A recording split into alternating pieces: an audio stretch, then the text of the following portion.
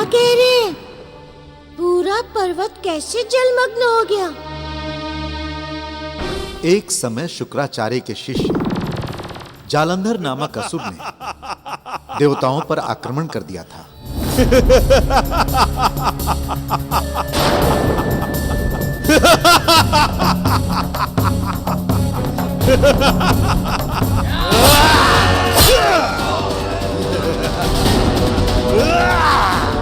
पतिदेव, आप हम देवताओं के गुरु हैं।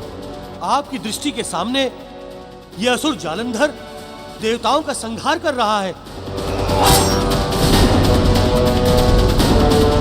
इस तरह तो हम सारे देवता समाप्त हो जाएंगे। आप कुछ कीजिए देवगुरु, आप कुछ कीजिए।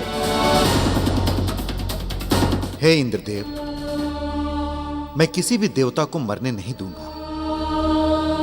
मैं संजीवनी बूटी की सहायता से इन सब देवताओं को जीवित कर दूंगा।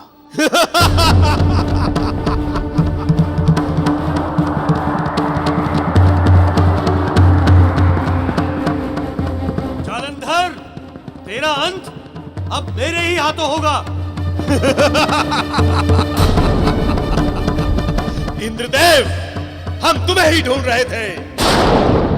अब देखते हैं कि किसका अंत किसके हाथों होता है।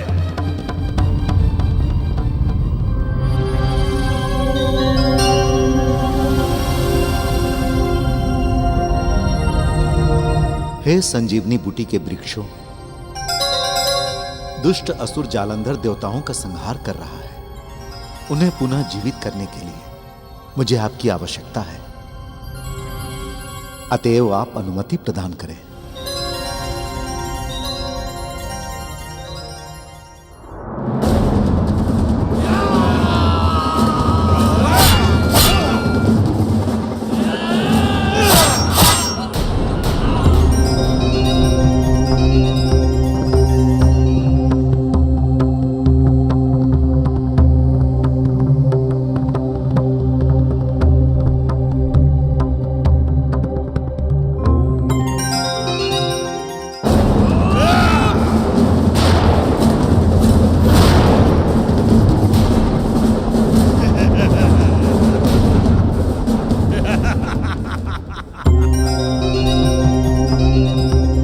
हे दिव्य संजीवनी बूटी के वृक्षों, आपको नमन।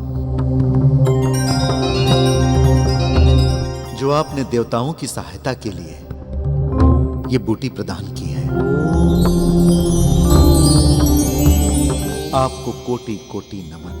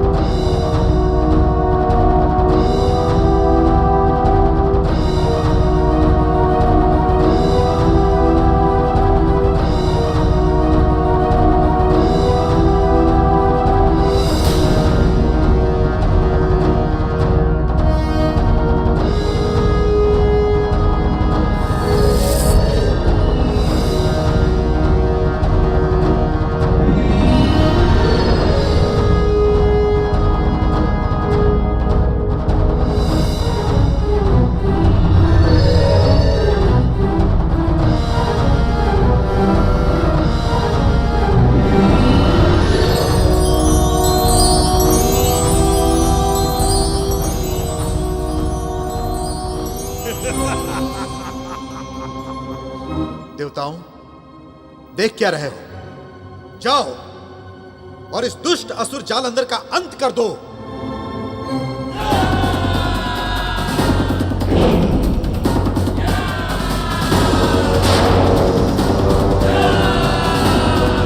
ये क्या हो रहा है?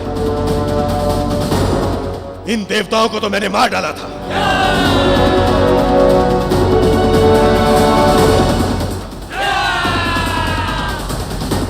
ये फिर कैसे जीवित हो गए?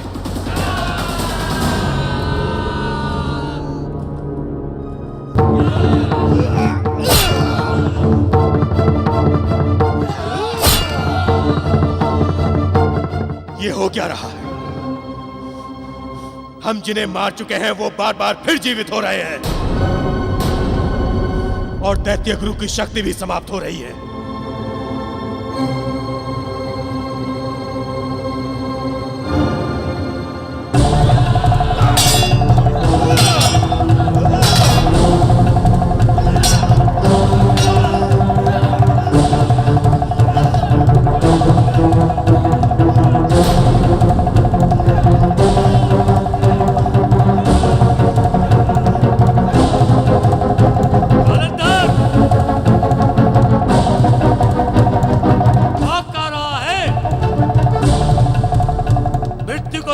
देखकर भयभीत हो उठा है। यदि अब दोबारा यहां आया तो हम तुझे जीवित नहीं छोड़ेंगे।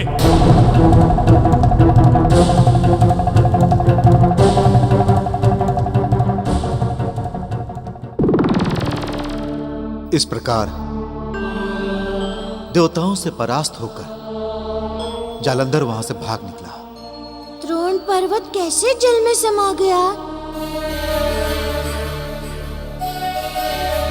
प्रभु, जब जालंधर वहां से भाग रहा था तब शुक्राचार्य ने उसे रोका।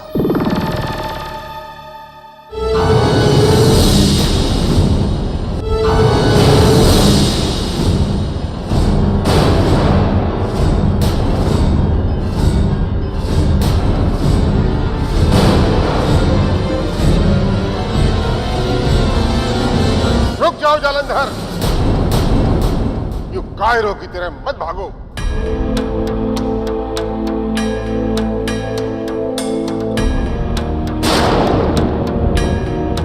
भागू नहीं तो और क्या करूं दैत्य गुरु?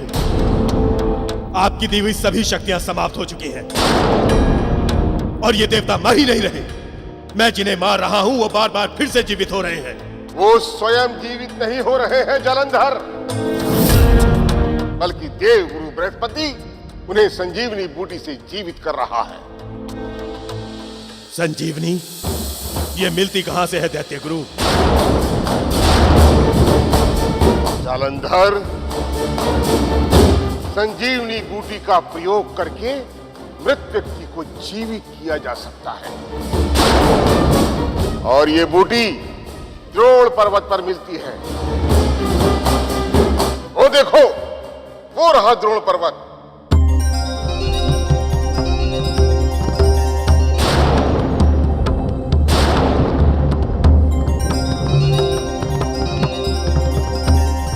द्रोण पर्वत पर वो संजीवनी बूटी उगती है जिससे देव गुरु बृहस्पति देवताओं को पुनः जीवित कर लेता है।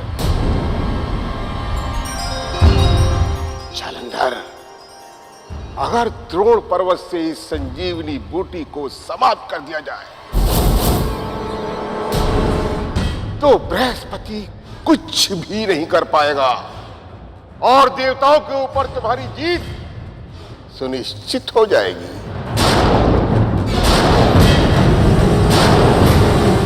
दैत्य गुरु, तो आज मैं इस संजीवनी के साथ साथ इस पूरे पर्वत को ही ध्वस्त कर दूंगा।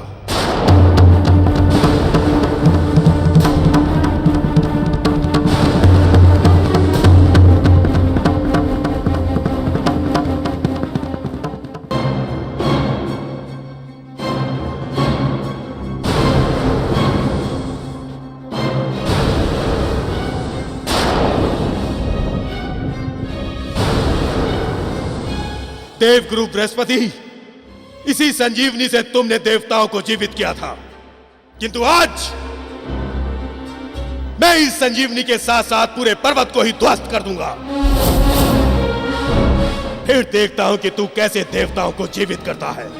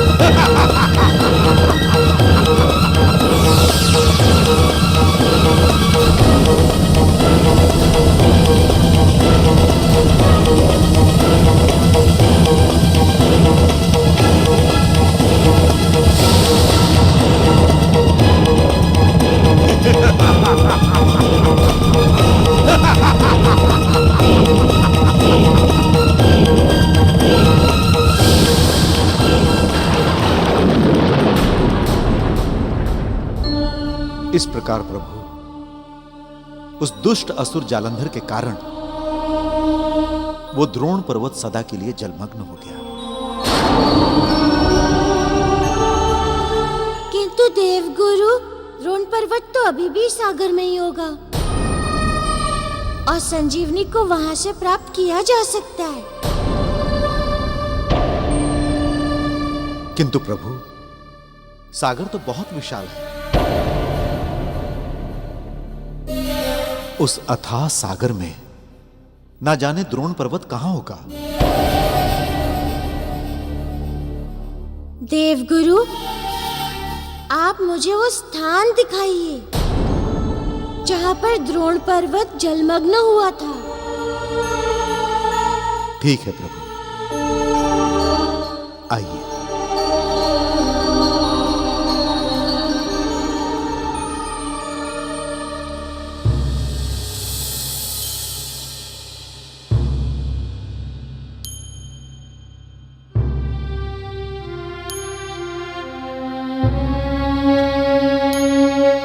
राजवैद्य जी, ये क्या हो रहा है महाराज के साथ?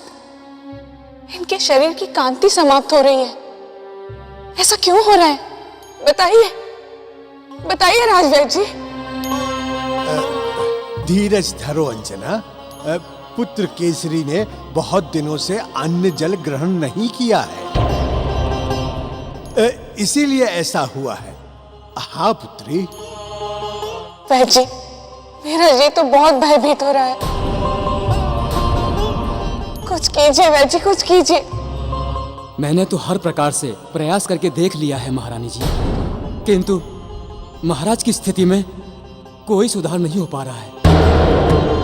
इनकी श्वास गति तो स्थिर है, किंतु भोजन न करने के कारण इनका शरीर सूखता जा रहा है।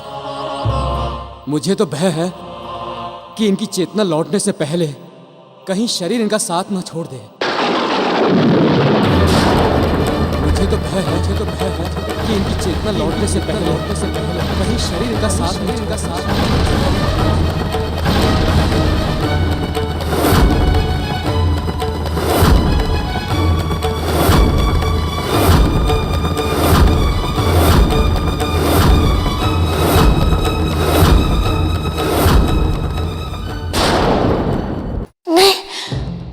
ऐसा मत कहिए। यदि महाराज को कुछ हो गया तो मैं भी जीवित नहीं रहूंगी। मैं भी जीवित नहीं रहूंगी।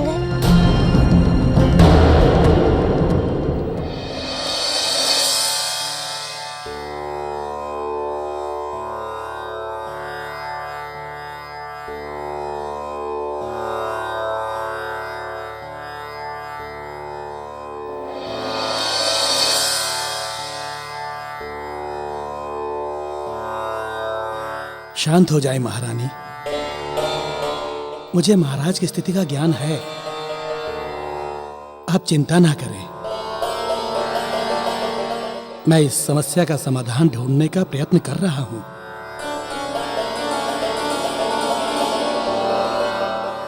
शिवरथ जी गुरुजी।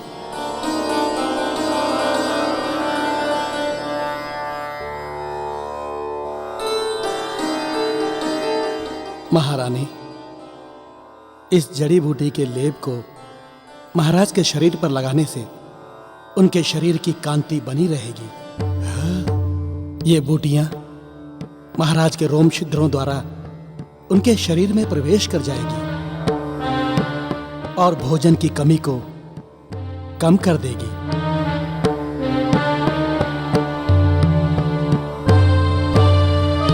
इस प्रकार उनका शरीर सूखना बंद हो जाएगा।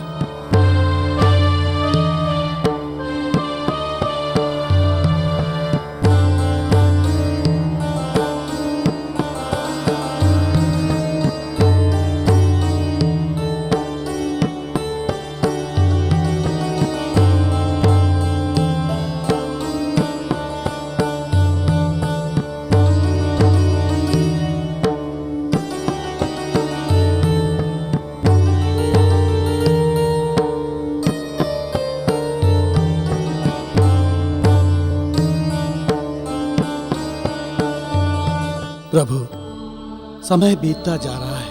1.25 माह तक तो मैं महाराज की रक्षा कर सकता हूं, परंतु उससे यदि एक क्षण भी अधिक बीता तो मैं अनर्थ होने से नहीं रोक पाऊंगा प्रभु।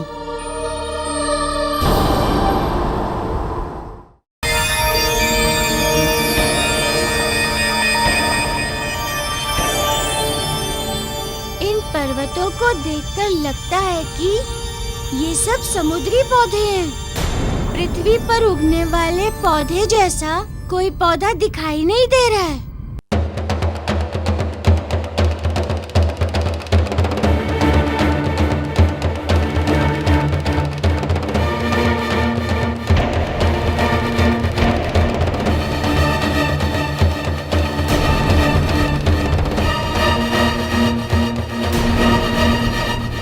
ये पौधा कुछ अलग तरह का लग रहा है।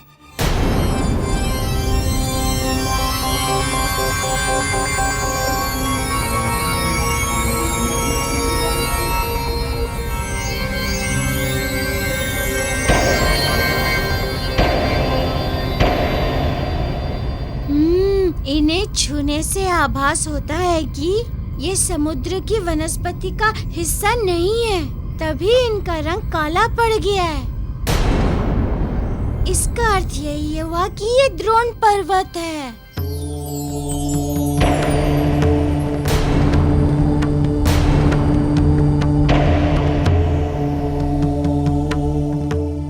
हे देवताओं, आप सबने मुझे जो दिव्य शक्तियां प्रदान की हैं, उन्हें प्रयोग करने का समय आ गया है।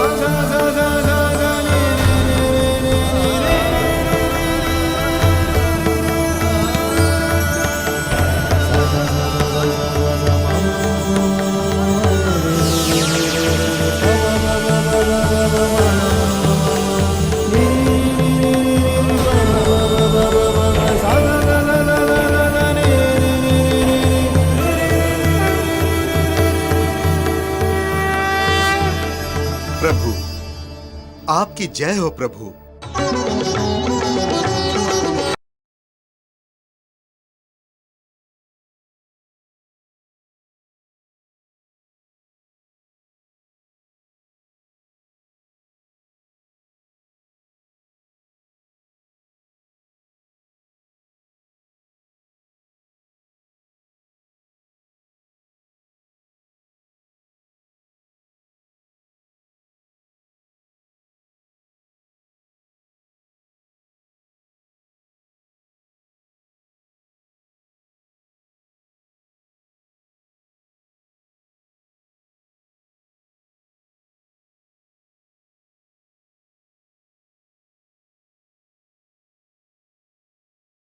द्रोण पर्वत तो मिल गया है।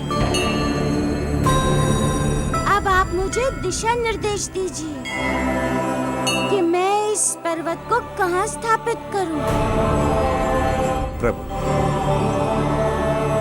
विधाता ने द्रोण पर्वत का स्थान हिमालय क्षेत्र में निश्चित किया था।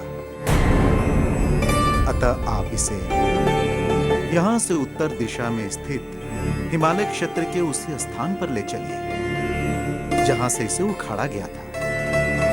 इसे वहीं पुनः स्थापित करना उचित होगा। ठीक है गुरुदेव।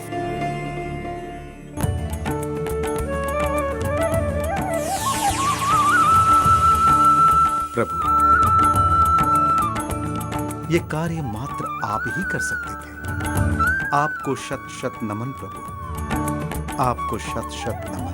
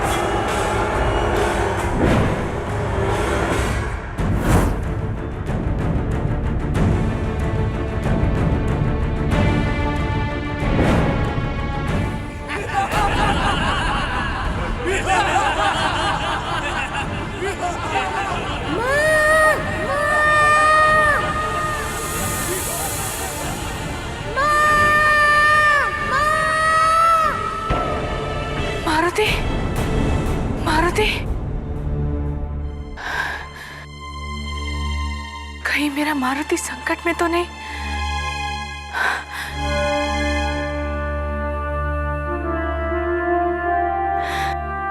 हे पवन देव, हे कुल देवता, मेरे मारुति की रक्षा करना, मेरे मारुति की रक्षा करना।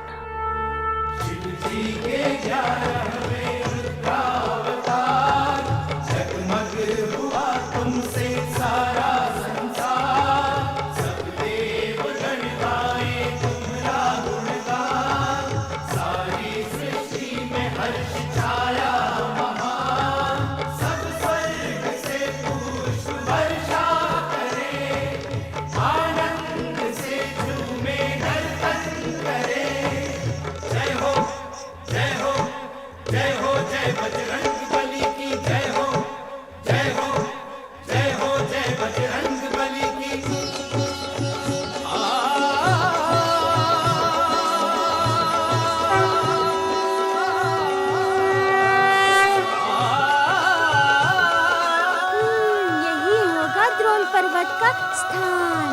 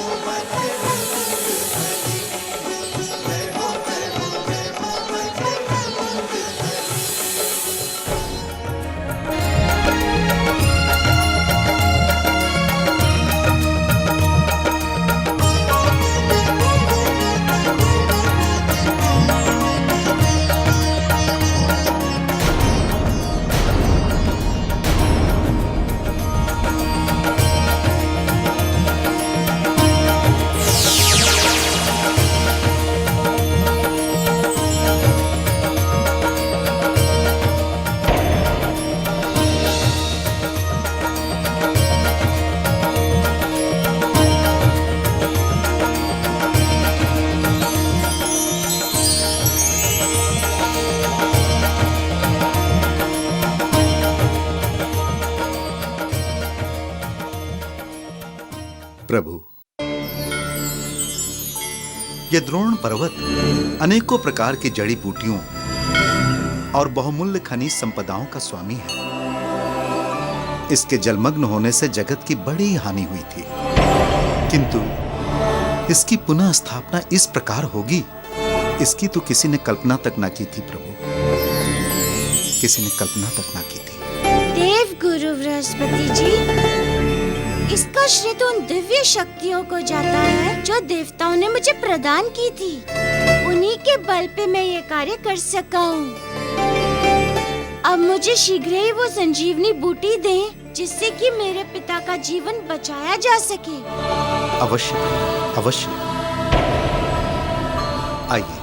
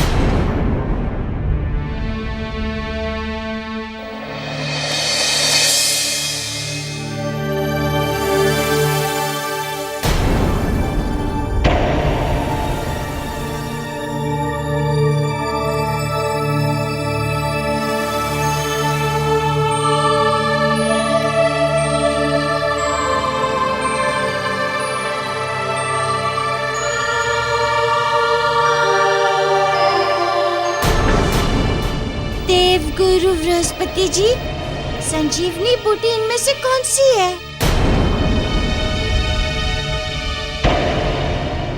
प्रभु, वर्षों तक जल में डूबी रहने के कारण सारी जड़ी बूटियां नष्ट हो चुकी हैं। वर्षों तक जल में डूबी रहने के कारण सारी जड़ी बूटियां नष्ट हो चुकी हैं। अब इनसे कोई लाभ नहीं होगा।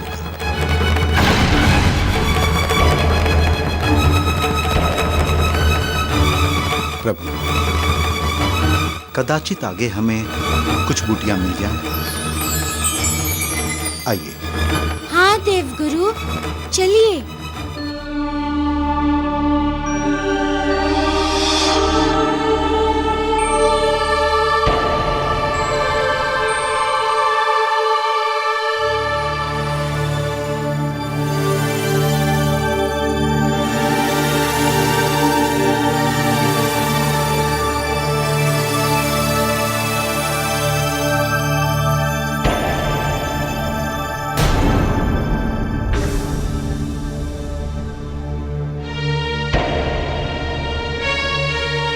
क्या हुआ देवगुरु?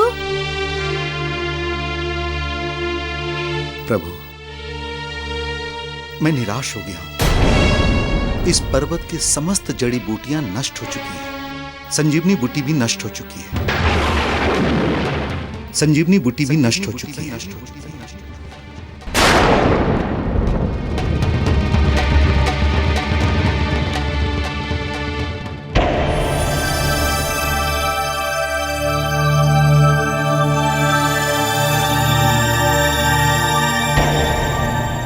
ये देखिए प्रभु, ये संजीवनी बूटी का पौधा है।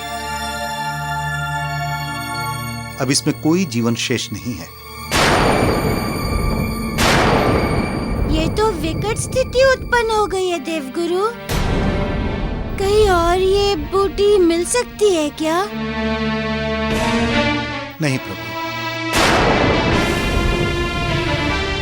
ये बूटी केवल इसी पर्वत पर उगती है, किंतु अभी नष्ट हो चुकी है। ये बूटी केवल इसी पर्वत पर उगती है, किंतु अभी नष्ट हो चुकी है। किंतु अभी नष्ट हो चुकी है। किंतु देवगुरु, जब संजीवनी समुद्र में जलमग्न हो गई थी, तब देवताओं के जीवन की रक्षा के लिए आपने कुछ तो उपाय किया होगा। किया था प्रभु। संजीवनी बूटी के नष्ट होने के उपरांत मैं और समस्त देवतागण अत्यंत उदास हो गए थे। एक दिन की बात है प्रभु, सभी देवगण मेरे पास आए। प्रणाम गुरुदेव। कल्याण हो। गुरुदेव, आप तो जानते ही हैं कि दैत्य और राक्षस महामायावी और अति बलवान होते हैं। कभी भी कोई भी असुर हम पे आक्रमण करके हमें समाप्त कर सकता है। गुरुदेव, संजीवनी बूटी ना होने के कारण हम देवताओं का जीवन सुरक्षित नहीं है। इसलिए कोई ऐसा उपाय कीजिए गुरुदेव कि हमारा जीवन बच सके। यदि आप भी कुछ ना कर पाए तो एक दिन ऐसा भी आएगा जब चारों ओर उन असुरों का राज होगा। हम देवताओं का संहार करके वो तीनों लोगों में पापाचार और अधर्म का राज्य स्थापित कर लेंगे गुरुदेव। ऐसा कभी नहीं होगा।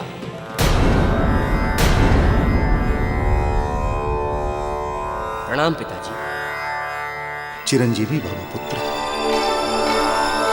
देवराज इंद्र और सभी देवताओं को देव गुरु बृहस्पति के पुत्र कच्छ का प्रणाम स्वीकार हो।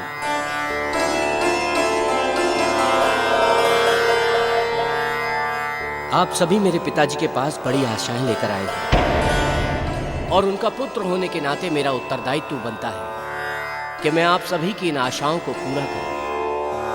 कच्छ, तुम हम देवताओं के गुरु के पुत्र होने के साथ साथ महातपस्वी भी हो, किंतु हम समझ नहीं पा रहे हैं कि तुम इस विषय में क्या कर सकते हो। देवराज, मैं शुक्राचार्य से संजीवनी मंत्र विद्या लेकर आऊंगा। देवराज, मैं शुक्राचार्य से संजीवनी मंत्र विद्या लेकर आऊंगा, जिसके पश्चात आप सभी देवताओं के जीवन पर से संकट सदैव के लिए टल जाएगा। नहीं पुत्र, मैं तुम्हें अपना जीवन संकट में डालने नहीं दूंगा। पिताजी, एक पुत्र का कर्तव्य होता है कि वो अपने पिता के कार्य को पूरा करे। मैं आपको और आप सभी देवताओं को वचन देता हूं कि मैं जैसे भी हूं शुक्राचार्य से वो संजीवनी मंत्र विद्या अवश्य लेकर आऊंगा। बस आप लोगों से निवेदन है कि आप मुझे आशीर्वाद दें कि मैं इस उद्देश्य में सफल होकर लौटूं।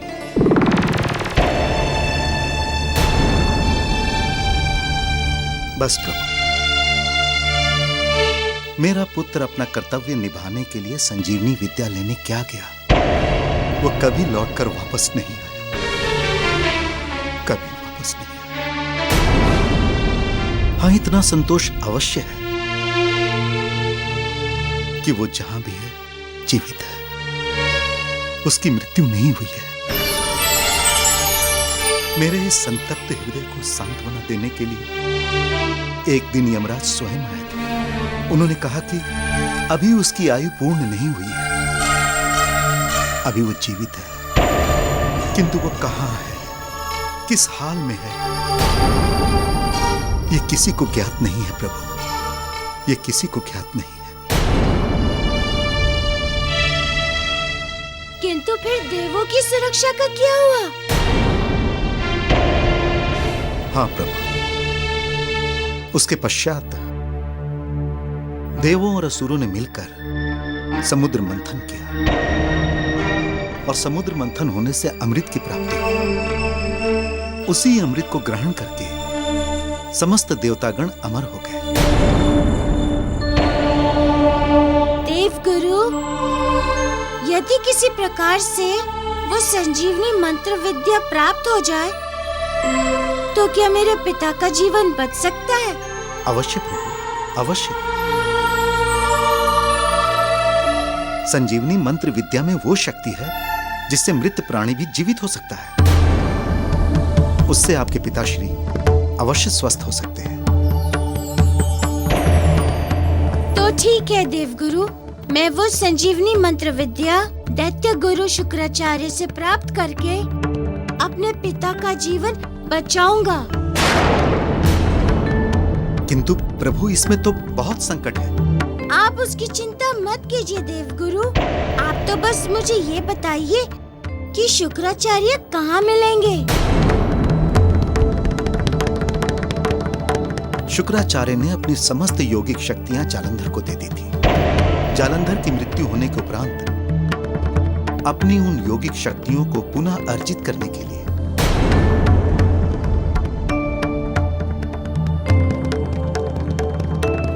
वो सप्तगिरी पर्वत की गुफाओं में चले गए हैं